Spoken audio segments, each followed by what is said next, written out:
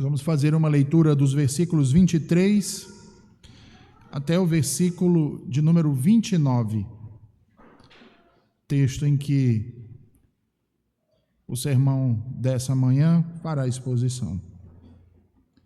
Gênesis 19, versículos 23 ao 29,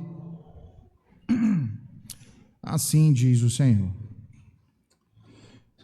Saiu o sol sobre a terra, quando Ló entrou em Zoar. Então o Senhor fez chover enxofre e fogo do Senhor desde os céus sobre Sodoma e Gomorra, e destruiu aquelas cidades e toda aquela campina, e todos os moradores daquelas cidades, e o que descia da terra. E a mulher de Ló olhou para trás e ficou convertida numa estátua de sal. E Abraão levantou-se aquela mesma manhã, de madrugada, e foi para aquele lugar onde estivera diante da face do Senhor. E olhou para Sodoma e Gomorra, e para toda a terra da campina, e viu, e eis que a fumaça da terra subia, como fumaça de uma fornalha.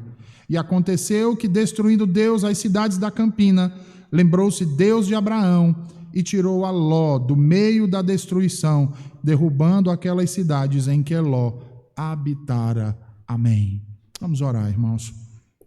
Senhor Deus, alcança-nos mais uma vez com a tua graça nessa manhã, agora com a proclamação da tua palavra ao coração dos teus filhos que nesta manhã se reúnem diante de ti.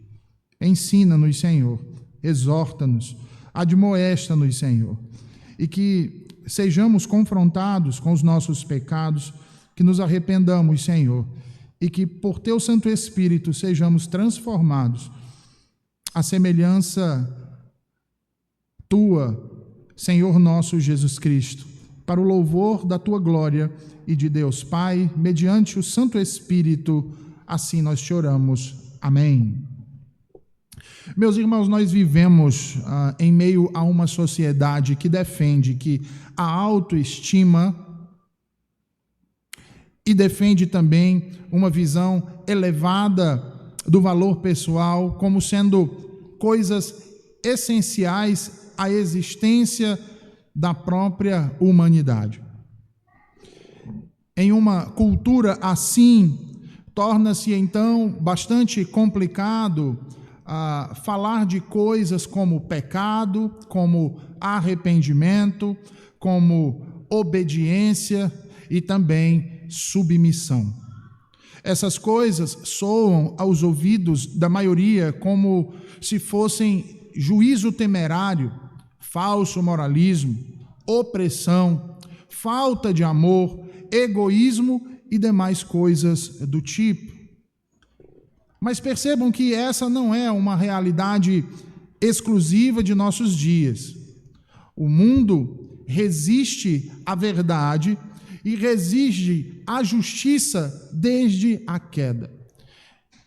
Podemos encontrar isso na própria Escritura e no texto que precede o que acabamos de ler, na avidez de saciamento do desejo pecaminoso, por exemplo, dos sodomitas, como também na acusação de juízo temerário que estes fizeram ou proferiram ou acusaram Ló de estar realizando quando este, para proteger aqueles que os haviam visitado, no caso, os dois anjos que haviam sido hospedados em sua casa, e ele pede para que aqueles homens vão embora e deixe-os em paz. É um fato, irmãos. O homem sempre reagiu negativamente contra a palavra pecado. Talvez nós estejamos habituados em ouvir acerca de pecado, em saber o que de fato é o pecado, mas acreditem, a maioria de nós não gosta quando somos chamados de pecadores ou quando traz-se à luz os pecados que cometemos. E desde Adão tem sido assim.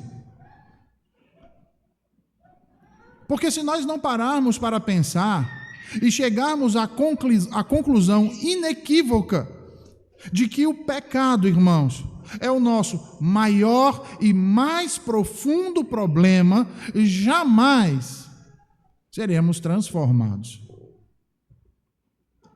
Por quê? Porque a razão do fracasso de cada indivíduo e, consequentemente, de uma sociedade está nisso: pecado. Pecado. Ora, e o que é o pecado? É toda e qualquer não conformação à lei de Deus. Quer seja um indivíduo, uma família ou uma sociedade que ignora, nega ou rejeita a lei de Deus, também ignora, nega e rejeita a vida, nega, ignora e rejeita a ordem, nega, ignora e rejeita a liberdade, a justiça. Porque sem Deus, sem sua lei, não pode haver nenhuma dessas coisas. E não adianta, irmãos, querermos negar isso. Não adianta, irmãos, tentarmos fugir dessa realidade dizendo que não se trata de algo contra Deus, que não se trata de que tudo se resume a pecado, que na verdade isso é uma questão de enfermidade, que isso é uma questão de doença psíquica. Não adianta buscarmos fugir dessa realidade. Toda falta de conformidade à palavra de Deus, à lei de Deus é pecado, e todo pecado é contra Deus. Não dá para negar, não dá para fugir disso, e esse é o nosso maior problema, desde que caímos juntamente com nossos primeiros pais no início do mundo.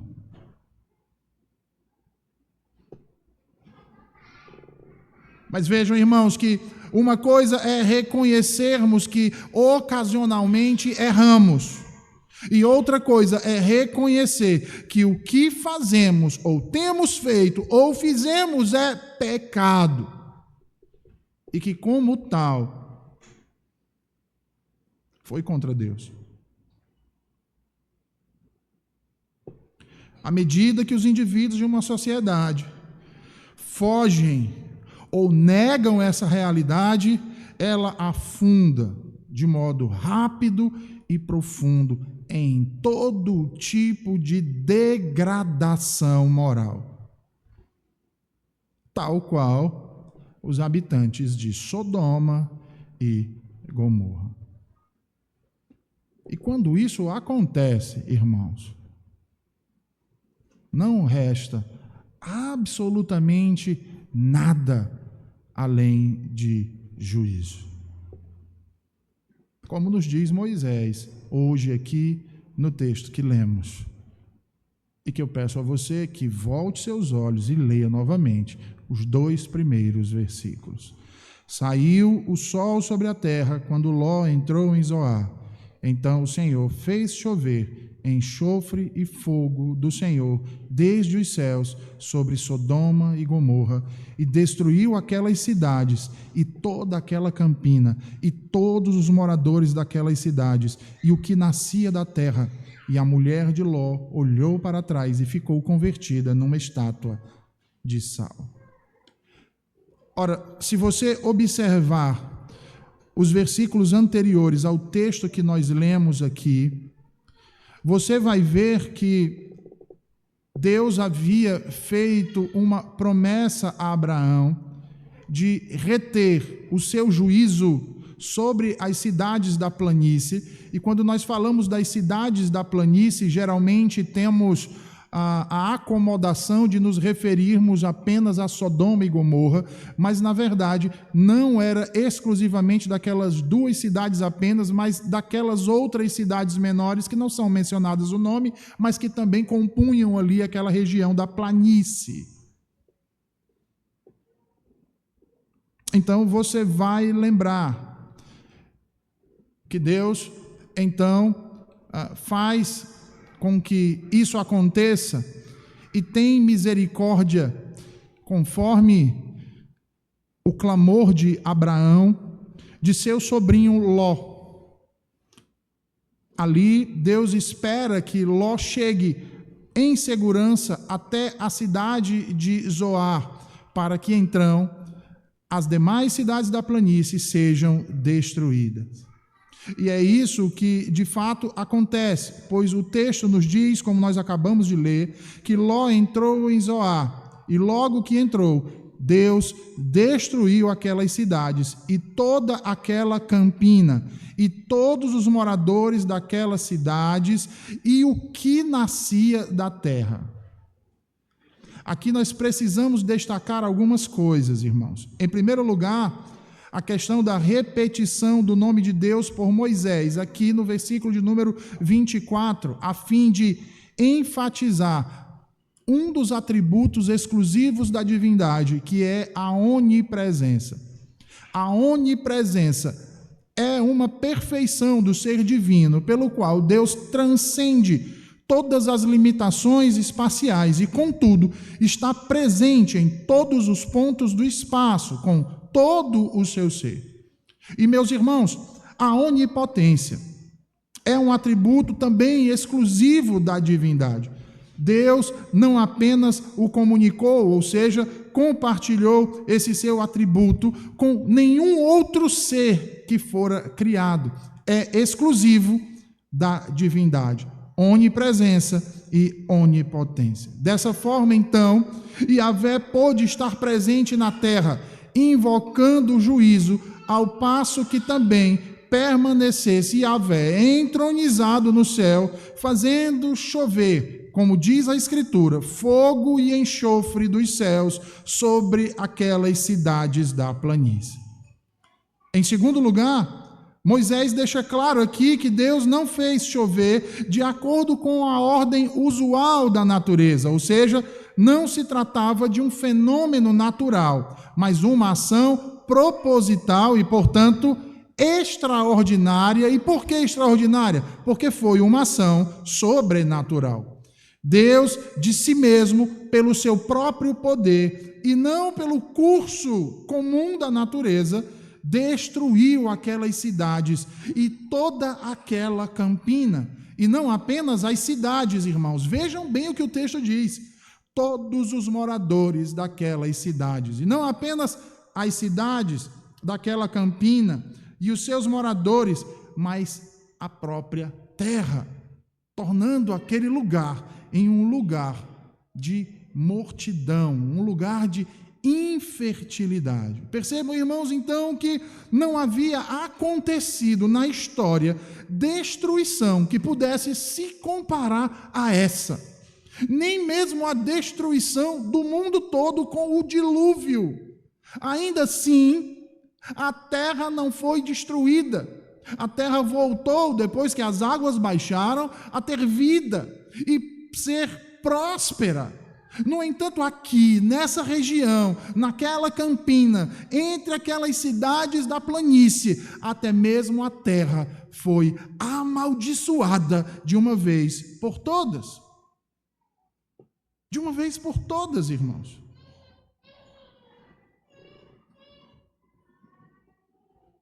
Até mesmo o solo.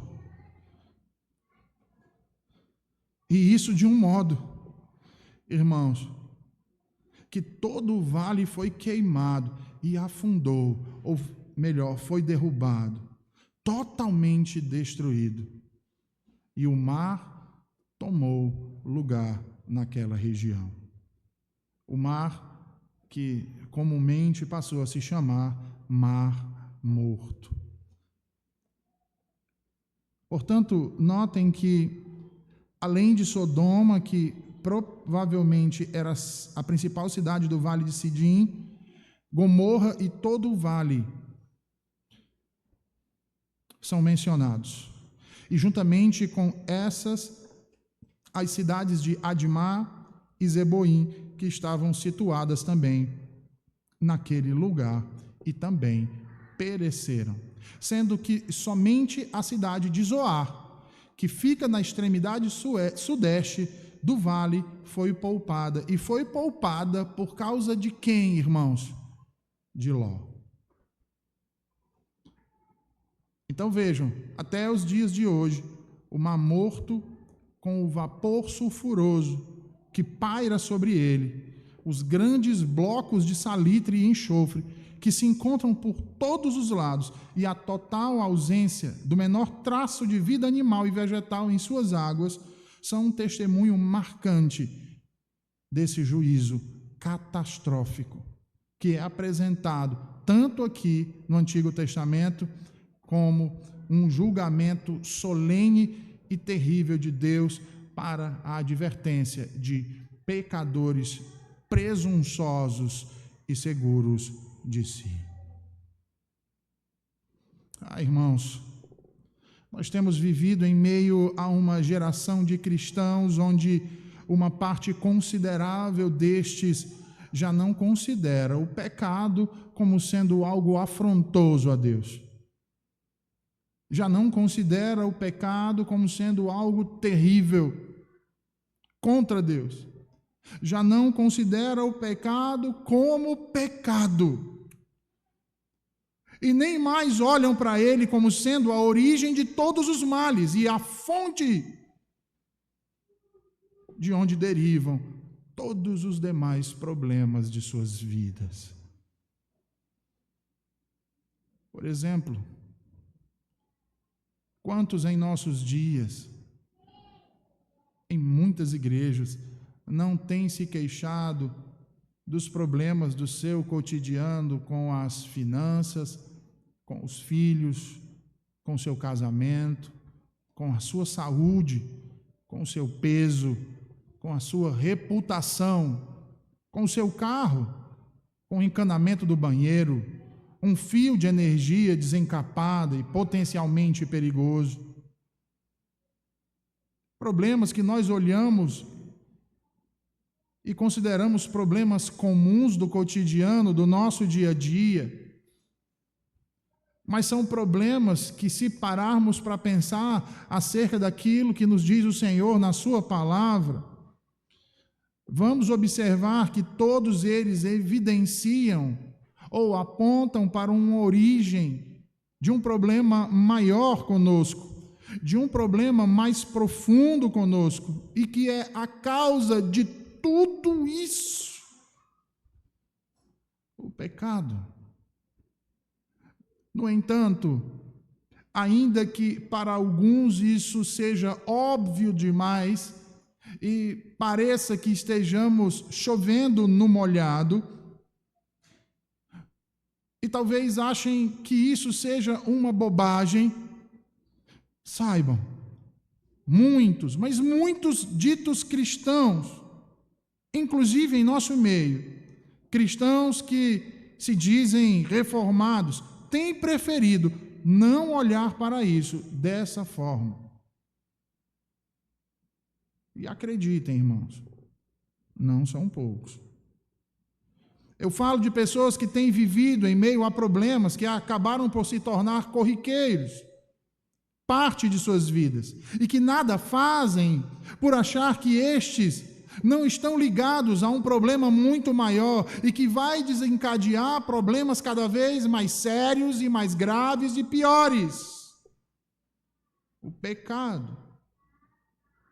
Porque o pecado é verdadeiramente assim, irmãos, sorrateiro por natureza, silencioso, ele é discreto, ele não age de modo escandaloso, ele age nas sombras. Logo, vejam, para cada episódio visível de ira que nós temos muitas vezes, há dezenas de outros episódios menores, pecaminosos, como ciúme, manipulação, mentirinhas. Sabe, aquilo que alguns chamam de mentirinha branca, que não faz mal a ninguém. Mentira é mentira e é pecado. Pensamentos maliciosos que foram ocultados na consciência do indivíduo.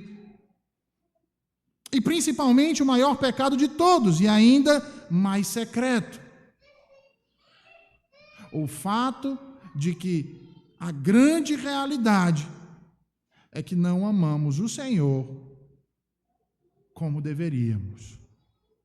de todo o nosso coração, com toda a nossa força, com todo o nosso espírito. Sabe por quê? Porque é diante de situações assim que se mostram como nós amamos mais o nosso trabalho do que a Deus. Como nós amamos mais a nossa família do que a Deus. Como nós amamos mais a nossa comunidade e comodidade do que a Deus. Mais o conforto do que ao Senhor. Mais a segurança naquilo que possuímos do que no Senhor. E sabe qual é a conclusão disso? Que pessoas assim amam mais a si mesmos do que a Deus. Por isso, não conseguem enxergar o pecado como pecado.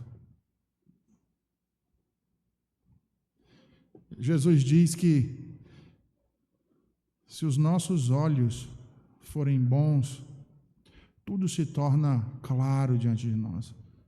Mas se os nossos olhos forem maus, irmãos, quão terríveis trevas serão. Quando o pecado não é visto por nós como nosso principal problema, irmãos, o próprio Evangelho é marginalizado. O fato mais importante em toda a história do mundo é posto de lado. Por quê? Porque nas boas novas que Jesus proclamou e ofereceu é que encontramos o perdão de pecados. Não por meio de nossas tentativas de agradar a Deus, mas por colocarmos toda a nossa confiança no próprio Cristo.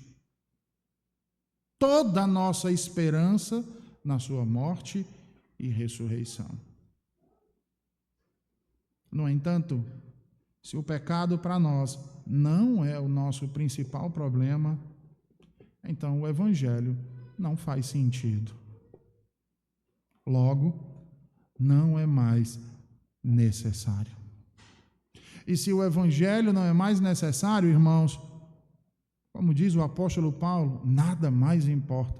Comamos e bebamos, porque amanhã morreremos. Sabe quem procedeu assim?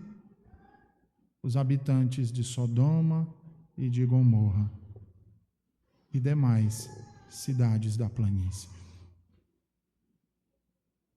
Disseram eles: entreguemo-nos às nossas paixões, satisfaçamos os nossos desejos e vivamos como bem nos aprouver. Vejam, irmãos, como o destino daqueles indivíduos serve de advertência para nós hoje aqui. Porque a destruição completa daquelas cidades é um exemplo do juízo retributivo de Deus, proporcional à gravidade de seus pecados. Uma revelação permanente da ira de Deus contra o pecado e todos os pecadores de todas as gerações. E isso, meus irmãos, vai ser mencionado nas Escrituras por várias e várias e várias vezes. Este mesmo padrão de juízo, como por exemplo, na destruição de Israel, na destruição da Babilônia, na destruição das cidades de Moabe e de Amon, numa genuína demonstração da vingança do fogo eterno, como descrito em Judas, versículo 7, da destruição de todos os que vivem displicentemente, teimosamente e impiamente de acordo com seu próprio coração, como denuncia o apóstolo Pedro em sua segunda epístola, especialmente desprezando o Evangelho, desprezando a palavra de Deus, desprezando a lei de Deus. Sabe o que Jesus diz acerca destes? Em Mateus capítulo 10 e versículo 15, maior rigor sobre estes, no tocante ao juízo, ocorrerá do que ocorreu com Sodoma e Gomorra. Maior juízo sobrevirá a estes do que o que foi trazido sobre Sodoma e Gomorra. Irmãos, nós precisamos atentar para essa realidade. Iniquidade nos leva à destruição. A destruição do indivíduo, a destruição da família, a destruição da cultura, a destruição da própria sociedade.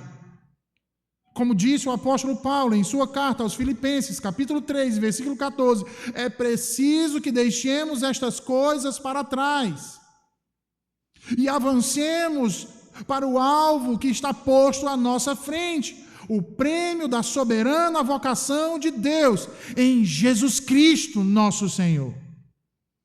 Deixamos estas coisas para trás. Que coisas? Paulo vai dizer: a malícia, o engano, os fingimentos, as aparências, as invejas, as murmurações, as amarguras e todos os demais pecados que temos cometido, pois horrenda coisa é cair na mão do Deus vivo. Horrenda coisa é cair nas mãos do Deus vivo. Como caiu a esposa de Ló. Vejam aí o versículo 26. E a mulher de Ló olhou para trás e ficou convertida numa estátua de sal. Ora, irmãos, o anjo havia ordenado a Ló para que, ao saírem da cidade, saíssem rápido, não olhassem para trás e não parassem na campina, no versículo 17. No entanto, a esposa de Ló ignora a ordem do anjo, ignora o conselho de Deus. Ela para na campina, ela olha para trás, e talvez tenha sido por curiosidade, ou até mesmo incredulidade, ou desejo de retomar aquilo que ficou para trás, ou todas essas coisas juntas. Mas a consequência disso foi que o texto diz que ela converteu-se numa estátua de sal. E aqui eu quero chamar a sua atenção para que, em primeiro lugar, nós não achemos que, de fato, ela simplesmente foi transformada numa estátua de sal. Certamente ela foi morta pelo vapor ardente e sulfuroso com o qual aquele ar estava permeado. Daí não parar, daí seguir em frente, subindo a colina até chegar à cidade em que estariam seguros, sem olhar para trás. Sem olhar para trás. E depois de morta, ela foi incrustada então com o sal, que a deixou de fato como uma genuína estátua de sal. Ora, ainda hoje, por causa da exalação salina do Mar Morto, tudo que é próximo ao Mar Morto é rapidamente coberto por uma crosta de sal. Então vejam, irmãos, da mesma maneira como pelo exemplo de Sodoma, os ímpios são aconselhados a afastar-se de sua iniquidade, também pelo exemplo da mulher de Ló, os justos são aconselhados a não desviarem os olhos da justiça. E olha que interessante.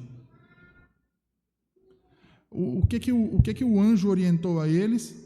A saírem depressa rumo à cidade de refúgio. A saírem depressa em busca de sua salvação, sem olhar para trás e sem parar no meio do caminho.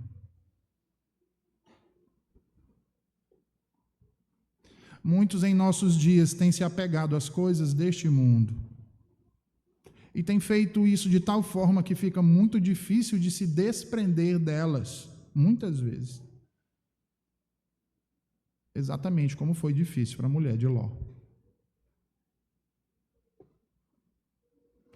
É por isso que os apóstolos de Jesus nos advertem, como por exemplo João, em sua primeira carta, capítulo 2, versículo 15, quando ele enfaticamente diz: não ameis o mundo, nem o que no mundo há. Porque o amor do mundo é inimizade contra Deus. Qual foi mesmo o problema da mulher de Ló? Exatamente esse. Meus irmãos, um único amor deve governar as nossas vidas. Um amor santo por Deus e por seu evangelho, por sua lei. Nosso coração não pode estar dividido, não quanto a isso, irmãos. Pois se estiver, cairemos e pereceremos como esta mulher. Que seguiu os passos do seu marido, sim, mas sem atentar para o que disse o Senhor. Ela não creu e por isso ela pereceu. Percebam o que havia no coração daquela mulher. Incredulidade. Incredulidade é o que denuncia a sua atitude. Provavelmente ela questionou em seu interior se Sodoma realmente seria totalmente destruída. E sabe por que ela questionou isso, irmãos? Porque era incrédula. Então tudo que Deus dizia, ela duvidava. Sabe, aquela pessoa que muitas vezes está na igreja e já está há muitos anos, mas tudo que é dito a partir do púlpito, ela questiona. Não, mas não deve ser assim, né? Não deve. Isso não deve ser tão duro assim. Não, porque isso é... Tudo se questiona para não abrir mão daquilo onde está o seu coração verdadeiramente. Porque dizer, não, eu amo a Deus sobre todas as coisas, é muito fácil. Mas testemunhar com a vida, isso, somente quem tem fé salvífica. Incrédulo não consegue. Porque é impossível para o homem natural, pecador, caído, morto em seus delitos e pecados, manifestar algo que seja bom ou bons frutos. Todo o bem que fazemos, o fazemos por causa de Deus, que é quem opera em nós. Sendo assim, aquela mulher questionou em seu interior se realmente Sodoma seria totalmente destruída. Pensava ela que talvez pudesse, depois de ter destruído, voltar ao que havia sobrado e ali refazer a sua vida. Por isso ela olha para trás para ver se o estrago não teria sido tão grande. Ela olhou para trás, ela olhou para a vida que tinha outrora. Pensou em sua casa, pensou nos seus bens, pensou no conforto que vivia, pensou em tudo aquilo que ela e seu marido haviam desfrutado até ali e percebeu que aquilo era muito importante para ela, mais importante do que a salvação dela mesma.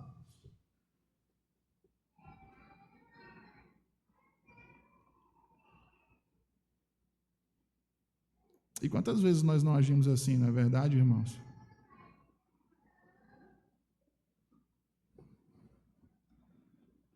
Quantas vezes não olhamos para o nosso passado pregresso sem Cristo com nostalgia?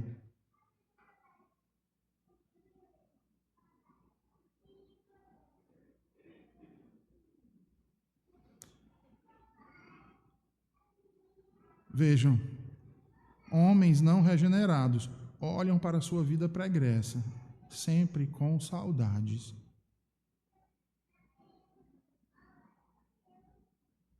Porque o seu modo de vida pecaminoso é como um verme em seu ser. Um verme que nunca morre. aquela mulher ansiava por reaver aquilo que havia deixado para trás. Em Lucas 17, versículos 31 e 32, Jesus nos diz que este foi exatamente o pecado dela. Ela tinha uma excessiva consideração pelas coisas do passado. E isso tornava-se evidente no seu desejo, ao olhar para trás, de querer retomar aquela vida. Isso é uma severa advertência para nós, irmãos. Devemos tomar cuidado com o desejo de reaver coisas do passado. Jesus toma a mulher de Ló como uma advertência para nós contra a apostasia de nossa profissão de fé. Porque se professamos que em Cristo tudo se faz novo e melhor, porque continuamos a olhar para trás com saudades, querendo trazer para hoje aquilo que deveria ter sido deixado no seu devido lugar. E até mesmo coisas que deveriam ter sido esquecidas. Aí talvez você diga, pastor, mas eu me refiro, quando eu penso nessas coisas, a coisas que foram boas. Como algo pode ser bom sem Cristo?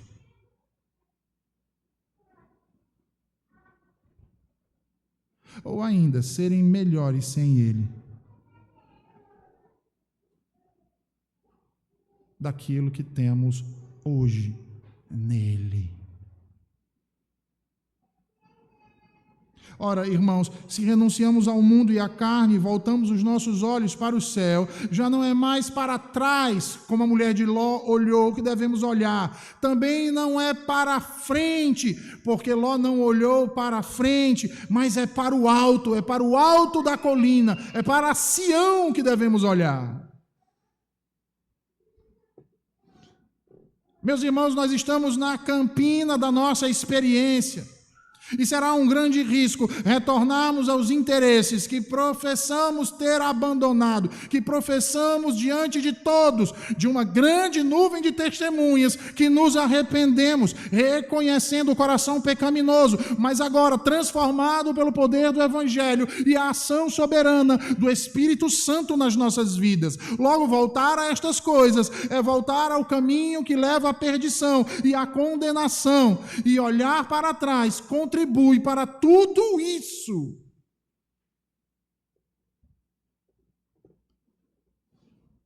É por isso então que Moisés vai estabelecer um contraste aqui entre o que fez a mulher de Ló e o que faz Abraão. Vejam aí os versículos finais aí, 27 ao 29. E Abraão levantou-se aquela mesma manhã de madrugada e foi para aquele lugar onde estivera diante da face do Senhor. E olhou para Sodoma e Gomorra e para toda a terra da campina e viu, e eis que a fumaça da terra subia, como a fumaça de uma fornalha. E aconteceu que, destruindo Deus as cidades da campina, lembrou-se de Abraão e tirou a Ló do meio da destruição, derrubando aquelas cidades em que Ló habitara. Percebam que nestes versículos Moisés termina a narrativa com uma observação que remete a Gênesis 18, 17. Ou seja, que Abraão foi pela manhã ao lugar onde estivera no dia anterior, intercedendo ao Senhor por Sodoma, e viu como o julgamento havia caído e devastado toda aquela planície, porque a fumaça subia como a fumaça de uma fornalha. No entanto, a sua intercessão não havia sido em vão. Por quê? Por causa da sua comunhão com Deus. Meus irmãos, a nossa comunhão com Deus consiste na nossa graciosa consideração por Ele.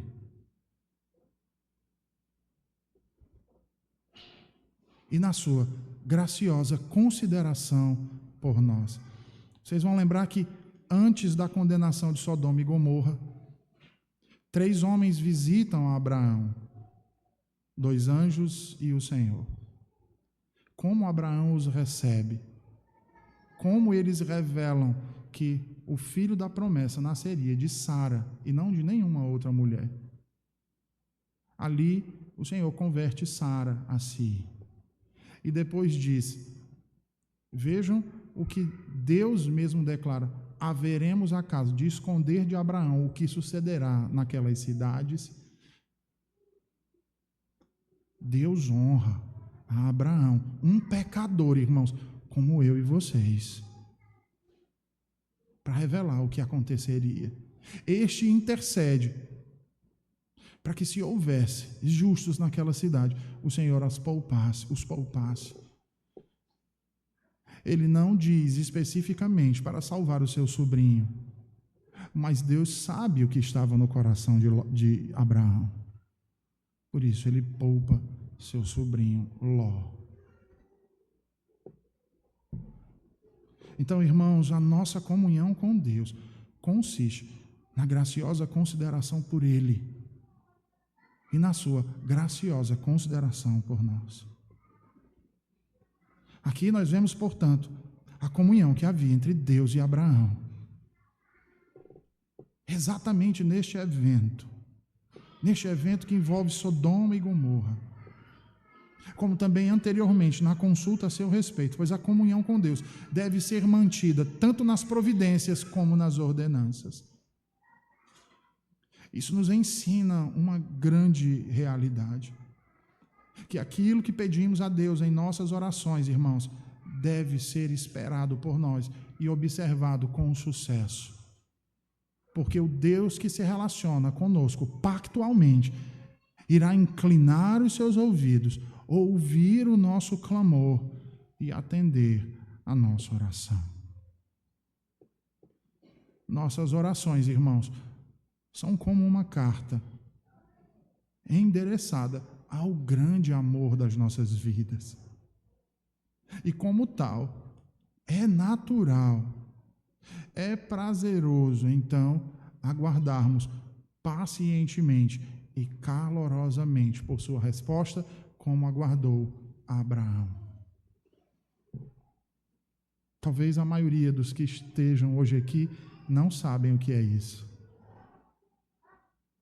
Mas os irmãos mais velhos, que ainda se comunicaram por carta com seus amores, vão lembrar o significado disso. Quando se escrevia para o grande amor, aguardando que o grande amor retornasse. Os poetas cantaram, dizendo que moças ficavam nas janelas das casas, aguardando o carteiro vir com a resposta. Mas aguardavam perseverantemente, alegremente. Temos um noivo que nos ama como ninguém jamais poderá nos amar, que nos amou de tal forma que tomou sobre si as nossas dívidas, os nossos pecados, cada um deles, para sofrer a punição em nosso lugar, para morrer a nossa morte, para nos dar, sabe o que, irmãos? Aquilo que ele tinha de melhor, a vida eterna, uma herança eterna, daquele que é o Rei dos Reis e Senhor dos Senhores. Veja, a morte e ressurreição de Cristo não apenas nos perdoou as dívidas, mas nos reconciliou com Deus, nos tornou como filhos, co-herdeiros com o herdeiro por excelência. Portanto, irmãos, assim como fez Abraão, quando olha em direção a Sodoma, não como a mulher de Ló, tacitamente, refletindo sobre a severidade divina, mas humildemente, adorando-o e aquecendo seu coração nela, o façamos hoje. O façamos hoje. Como diz Matthew Henry, assim agem os santos quando veem a fumaça do tormento da Babilônia subindo para todo o sempre. aqueles que no dia da graça, meus irmãos, intercederam mais fervorosamente pelos pecadores, no dia do julgamento, ficarão satisfeitos por vê-los salvos. Porque Deus certamente dará uma resposta de paz a quem ora com fé, no seu devido tempo, à sua maneira. Embora durante algum tempo a oração pareça ter sido esquecida, ainda assim, mais cedo ou mais tarde, será evidente que ela foi lembrada, como lembrou-se Abraão. Cabe a nós, então, crermos e perseverarmos, aguardando no Senhor pela resolução, como fez o pai da fé, nosso irmão Abraão. Que Deus abençoe a todos. Vamos orar, meus irmãos? Senhor, nós te bendizemos e te agradecemos por tua palavra nessa manhã, por nos mostrar, Senhor, o perigo do pecado, a raiz de todos os males e a causa de todos os nossos problemas. Bendito seja o teu nome, Senhor, porque pela graça e pela tua misericórdia, apesar de nossos muitos pecados, Senhor, aprove a ti manifestar a tua misericórdia em nós. E diante da tua palavra, Senhor, humilhados e confrontados, porém consolados por teu amor e pela tua promessa, pela tua aliança, Senhor, aqui nos encontramos para suplicar mais uma vez por tua graça, para que tu nos ajude, Senhor, e nos fortaleça na tua verdade, para não pecarmos contra ti. E que retenhamos em nosso coração a esperança, a confiança e a certeza, Senhor, de uma vida vivida em direção ao alto, em direção aos teus braços, que é o que nos importa. Em Cristo Jesus, abençoa o teu povo. Amém.